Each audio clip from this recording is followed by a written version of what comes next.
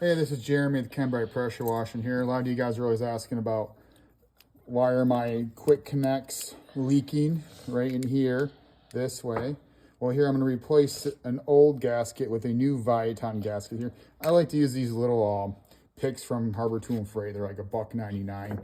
We have tons of these sitting around all the trucks, all the toolboxes, but just get the little pick inside of here. Get that little old gasket out. Sometimes they're kind of hard.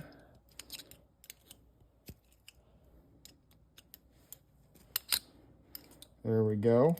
Came out right there. It's not too bad a shape, but this one was not a factory one for acid and bleach. Now we have this style, which is, and we just push it back in. Use the side of the pick again. Just work it in.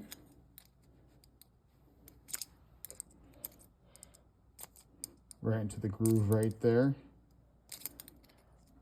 And almost there. And voila. Usually we like to not rebuild the style, the brass. We like to rebuild the stainless ones right here. Whoops. Stainless ones are here because they last a little bit longer than the brass.